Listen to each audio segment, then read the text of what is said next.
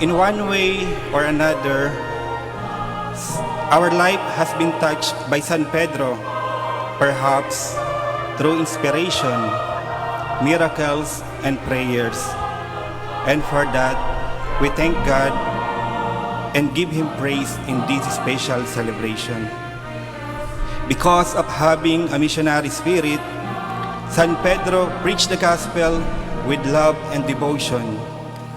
His zeal for the missionary works has brought social transformation in the lives of many people. Can you imagine when he was in Japan as ambassador for peace, he endured both the criticisms and persecution of the Japanese and the freezing weather of the country, yet his missionary works remained steadfast.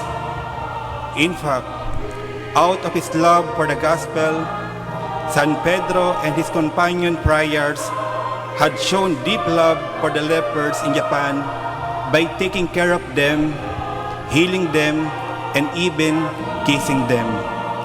That's why the natives had shown great respect and reverence to them, because what they did was never seen before in Japan. The love of San Pedro to the crucified Christ fueled his missionary spirit that led him to martyrdom. My dear brothers and sisters, I know you would all agree with me that in any missionary work, especially in preaching, the use of the native language of the people is very important for them to understand the gospel. San Pedro Bautista listens with his eyes and reads with his ears, which made his missionary work successful. Tayo po kaya, paano po natin ipinapakita o ine-express ang ating pagmamahal sa ating pamilya, sa ating kapwa, sa ating pong mga communities, sa ating parokya at sa ating bayan? And how did San Pedro express his love?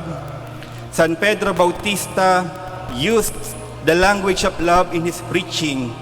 It is through the language of love that he won the heart of the Japanese people. And I do believe that it is also through the language of love why our province is named after him. For he won the hearts of many people, not only the friars, but especially the sick and the poor. It was because of his love for his mission that he was able to carry his own cross. It was through his love for the gospel that he won the hearts of the people. And it was through his love for Jesus that he won his eternal reward to be counted among the saints. In our Christian life, as we use the standard of love that Jesus had used, we are embracing each other with love and compassion. We appreciate everyone's contribution, big or small. And we thank everyone who are always there and never left us despite our shortcomings and limitations. San Pedro Bautista did that wholeheartedly to his companions. And because of his great love towards them, he won the hearts of the friars and all the people who met him along the way.